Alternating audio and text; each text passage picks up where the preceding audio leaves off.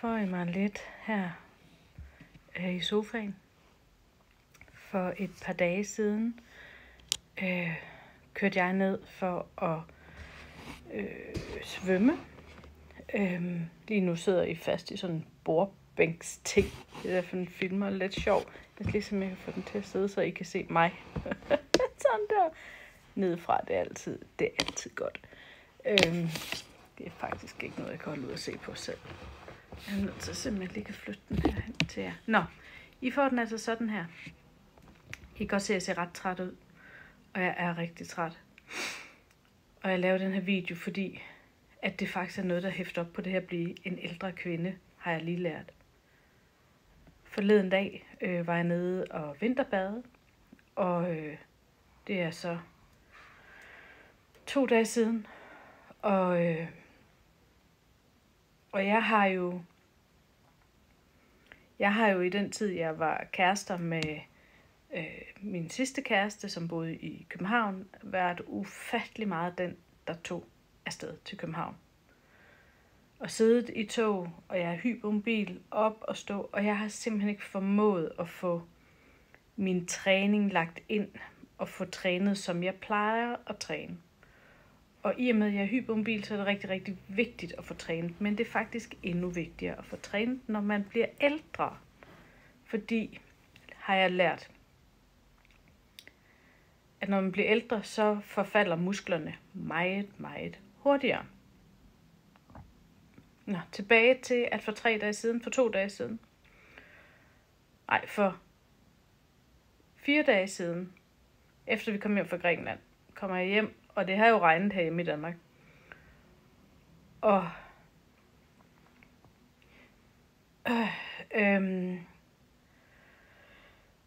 græsset var blevet rigtig, rigtig højt, og vi har ikke en særlig god græsslåmaskine.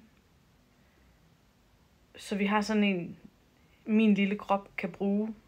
Drengene er jo meget høje, så det gør frygtelig ondt på dem at slå med den lille græsslåmaskine. Og den gamle vi har, den skal jeg have kørt ud til en, der kan lave græsslåmaskinen. Hvem fanden der så ellers kan det i dag? For det er en rigtig god gammel en. Nå, jeg mumler og bumler.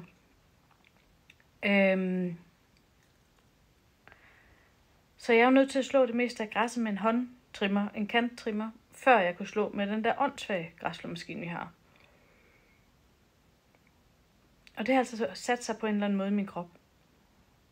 Så for 2 dage siden, så sad jeg med min sidste klient, og jeg blev pludselig sindssygt dårlig. Jeg rettede lidt på min krop, gik op og tissede og kom ned igen, og så synes jeg egentlig, det var da egentlig fint nok. Men så blev vi færdige. Og da jeg så gik herop til mig igen, klinikken er nedenunder, blev jeg stjerneutilpas. Hold nu kæft, jeg har aldrig været så dårlig i mit liv. Jeg blev så utilpas. Jeg gik på toilettet, og jeg tænkte, jeg må hellere få noget at spise. Det her fasten, det duer altså ikke lige nu. Og jeg gik ud for at smøre mig en rugbrød, og så kunne min højre arm ikke du. Jeg tabte kniven, jeg kunne ikke holde fast i noget. Nøj, hvor blev jeg bange. Og jeg var alene hjemme. Helt mutters alene hjemme. Jeg tænker, nu går jeg lige ind og lægger mig. Nu går jeg lige ind og lægger mig, bare på sofaen. Og så kom Julius hjem, og Julius han var vred, for det havde regnet og alt muligt. Så han gik op ovenpå. Vi skal huske, Julius er autist. Så han kan nogle gange kun være i sin egen verden. Og han finder ikke selv på at gøre noget. Man skal hjælpe ham. Og så gør han gerne alt det, du beder ham om. Men Julius er født med en hukommelse på lige knap 5 minutter, så han har svært ved at huske så langt, medmindre det er bundet til en dyb interesse. Jeg skal lige sidde ordentligt for det. Sådan.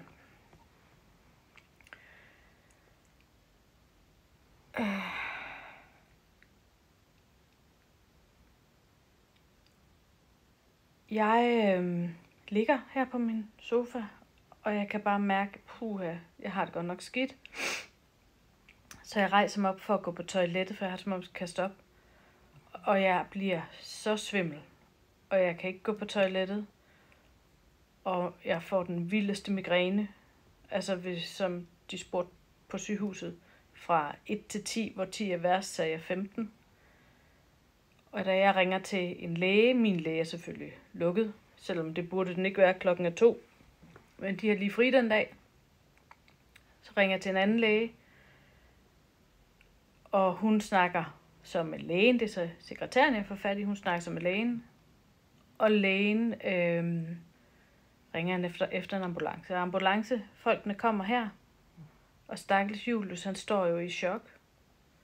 Ambulancefolkene kommer, og de måler mit hjerte, og måler hele min højre side, der faktisk ikke vil høre efter. Jeg har ingen styrke, ingen kræfter, ingenting i min højre side. Hjertet er helt fint, synes de. De ringer til Skyby, og jeg kommer ind i en MR-scanner, fordi pludselig går det fra blodprop til hjerneblødning. Og jeg ryster, og jeg er syg, og jeg har det dårligt. Jeg er stadigvæk ikke frisk. Her kan man virkelig godt savne, at man har en partner, som lige kunne tage over. Hvilket jo gør, at man skal i hvert fald ikke have en i København. Man skal ligesom have en herhjemme, ikke?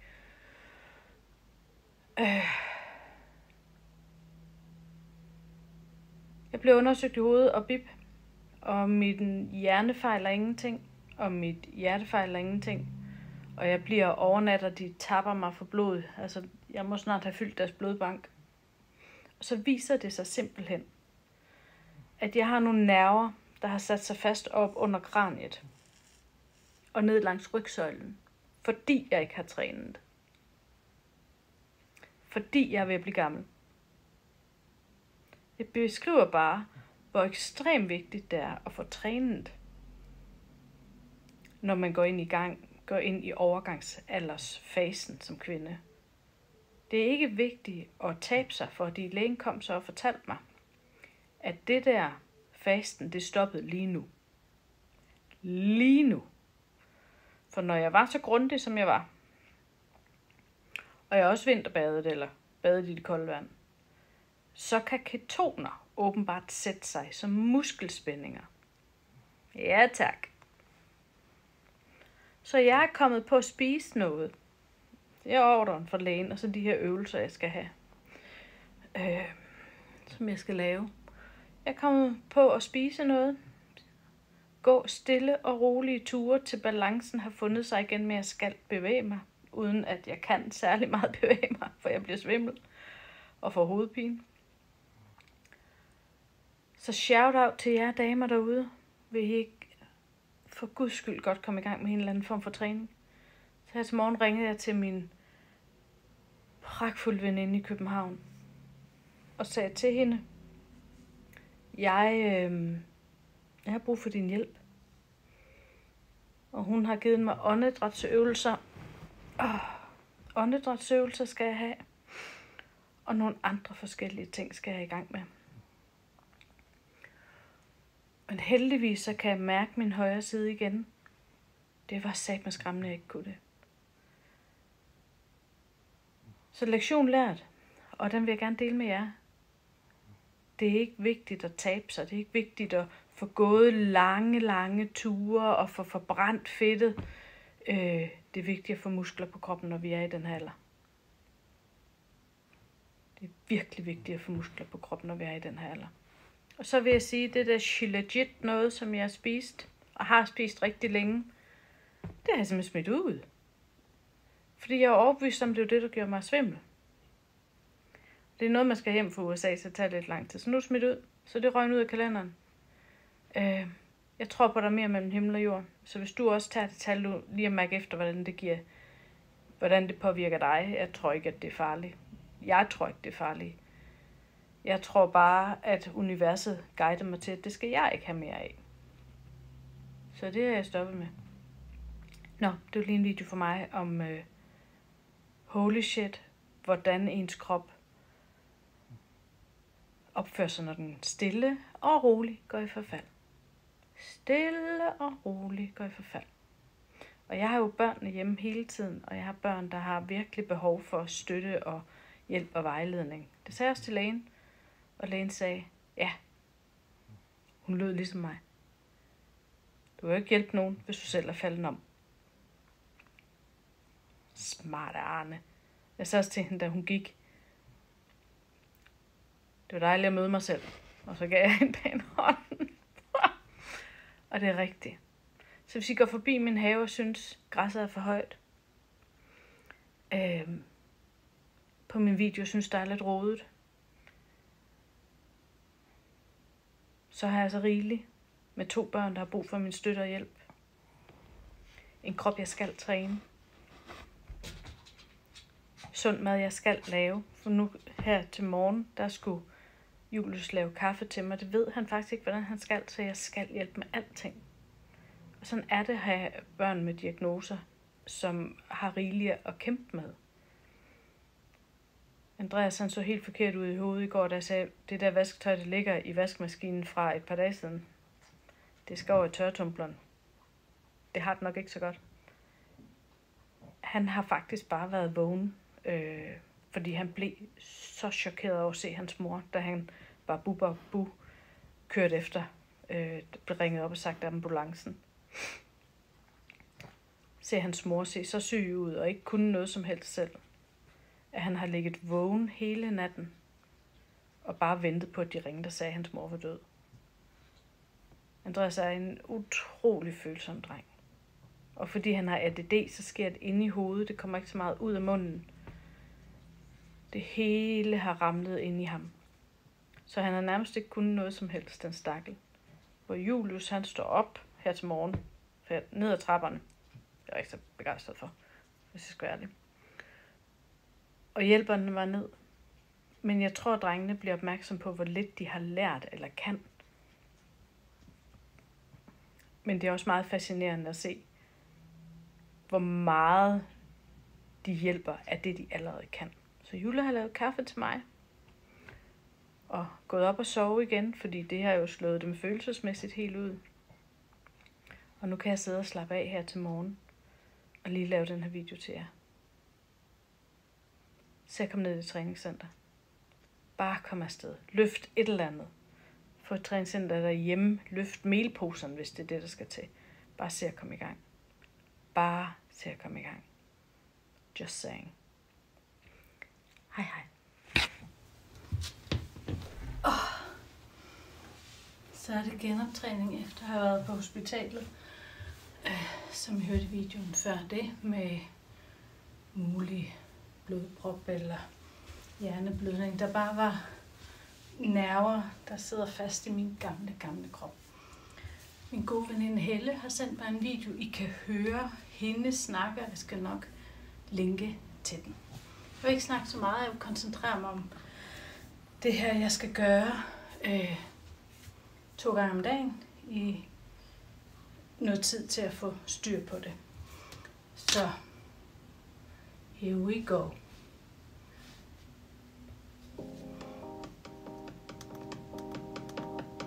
Everybody, welcome back to Good Moves with Well and Good. My name is Chloe DeWinter from Go Chloe Pilates, and I'm so happy to have you here today. We are going to do a stretching Pilates sequence for the neck, shoulders, and upper back because we all need it, really, with all this work from home stuff happening. We need to release any tension that we have through the upper body. So to get started, we're going to start in a seated position. Now, I'm sitting with my legs crossed, but if you prefer to be kneeling, that's totally fine. Just find a comfortable seated position. You can also sit on a block or a pillow or something like that as well. And what we're going to do is sit nice and tall and start with some neck stretches. I want you to drop your head down to the left and then take your left hand onto the top of your head and just gently draw the head down. Now, keep the right shoulder drop down away from the ear so that you feel that stretch traveling up through the right side of the neck. And just hold it still, just gently drawing the head down with the hands. If it's too much with the hand, you can take it out, but just that gentle overpressure will give you a deeper stretch into the muscles in the side of the neck. Hold it still.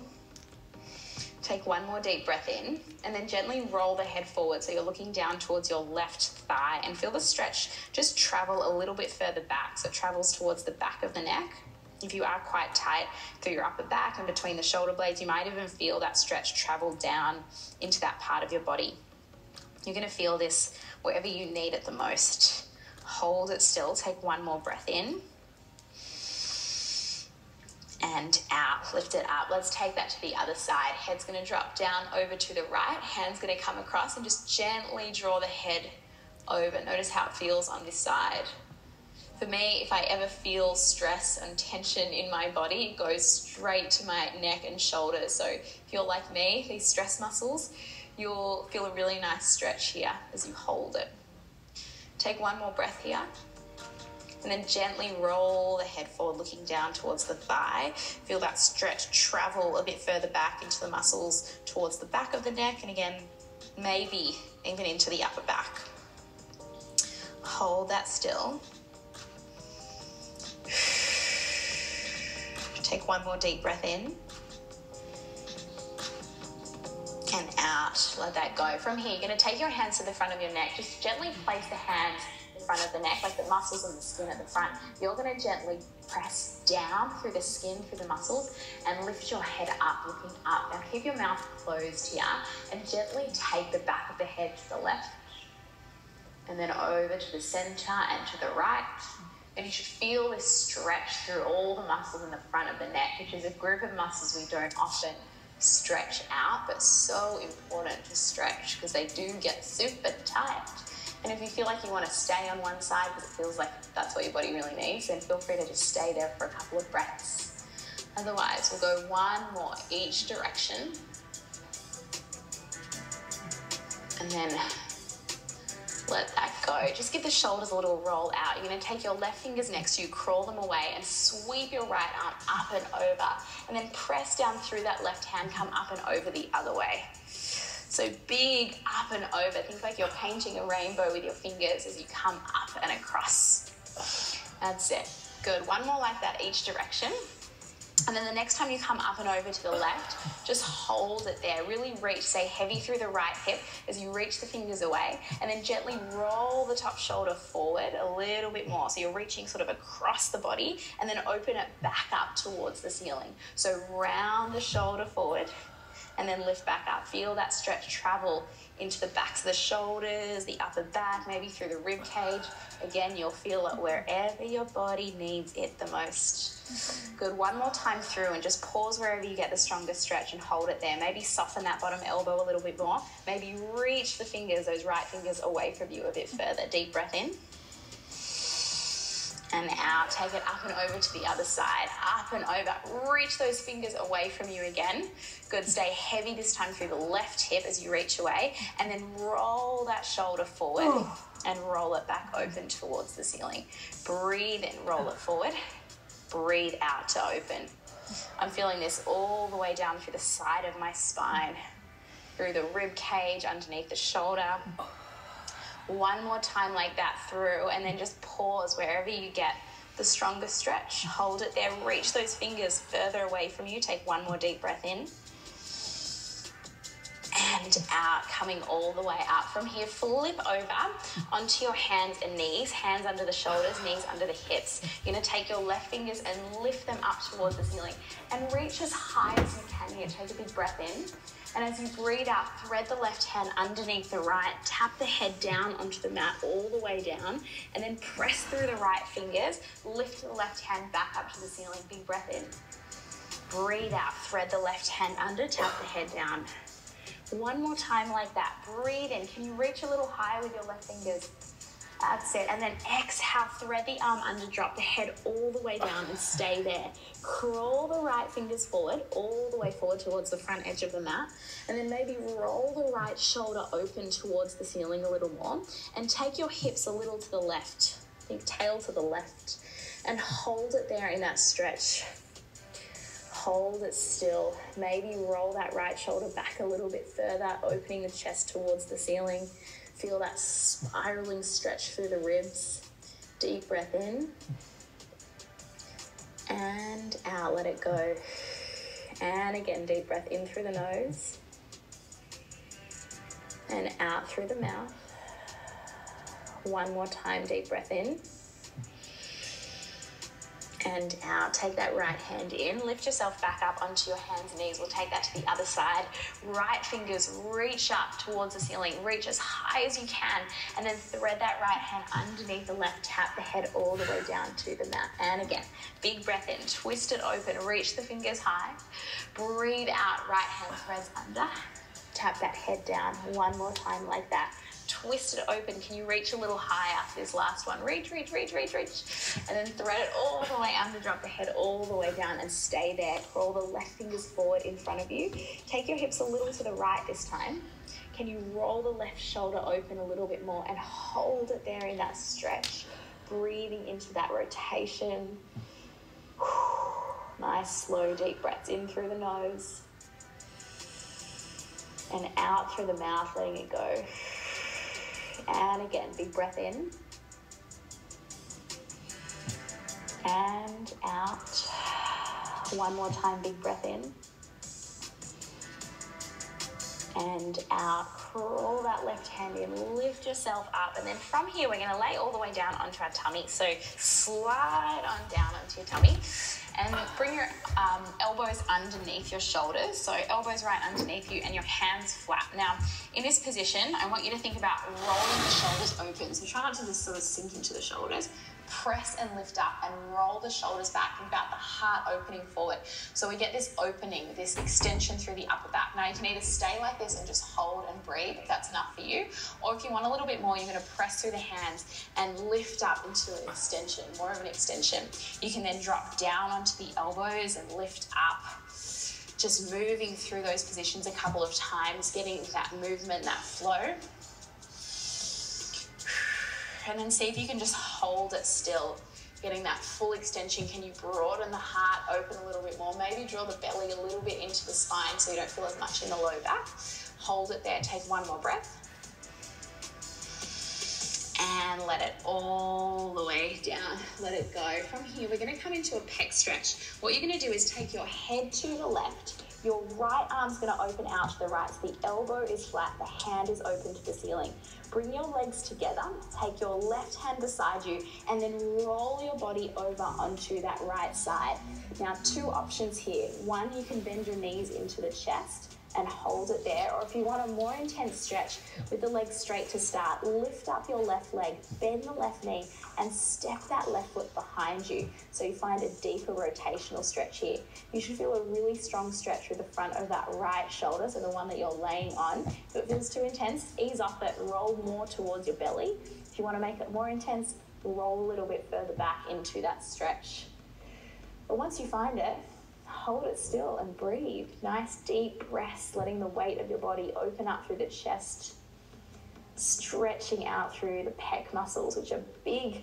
It's a big muscle group at the front of the chest. Gets super tight and the shoulders roll forward a lot when the muscle's really tight. It comes with a lot of desk sitting and postural tightness. We're going to hold it still. Two more breaths in through the nose and out through the mouth. One more time, deep breath in and out. Good. You're going to roll yourself back over onto your tummy, and we're going to take that over to the other side this time. Left hand's going to open out to the side. Legs together to start. Turn your head, look to the right, and then you're going to roll yourself over onto that left side. Maybe bend those knees into the chest, or maybe straighten the legs, lift that top leg up, bend the knee of that right foot and step it behind the left. And you can use that right hand to really support you here. You control how much you want to press into that stretch. So you want to go a little bit deeper into it or ease off it a little bit. It's totally up to you. Noticing how it feels on this side, and then try and just soften into that stretch and breathe. Deep breaths in through the nose and out through the mouth. In through the nose and out through the mouth. Two more times like that. Deep breath in and out. One more time in and out. Straighten the legs out. Roll yourself back over onto your tummy. Slide your hands in underneath your shoulders and just lift yourself up onto the knees, opening those knees wide as the mat. Bring the toes together and then sink the weight back to the heels and fold the body forward, finding a child's pose. Let your forehead relax down into the mat. Sink the hips back as far as you can get them. So maybe your hips go all the way back to the heels. Maybe they hover. Don't worry about it. Wherever you land, you land. And then crawl the fingers a bit further forward in front of you. Feeling that stretch underneath the shoulders. Allowing the chest, the middle of the chest, to melt down into the mat beneath you. And just hold it still. Feel this lengthening sensation through the spine. I want you to take some deep breaths in through the nose and out through the mouth. And we're going to count together. We're going to breathe in for the count of 3, 2, 1. Hold the breath in for 3, 2, 1. And exhale out through the mouth for 5, 4, 3, 2, and 1. And again, in for 3, 2, 1. Hold the breath for 3, 2, 1. Exhale through the mouth. 5, 4, 3, 2, and 1. One more time. We go in for 3, 2, 1. Hold for 3, 2, 1. And out for 5, 4, 3, 2, and 1. Feel free to stay right here for a little longer, coming back to your normal breath. And when you're ready, you can slowly walk the hands back into the knees to lift yourself all the way up. Shoulders rolled back, and you are all done. Thank you so much for joining me. Don't forget to stretch out through your upper body, through your neck, your shoulders. You need it, otherwise this tension seems to build up in the body, so make sure you stay on top of it. Do this once a week, come back to it, and thank you so much for joining me. Remember...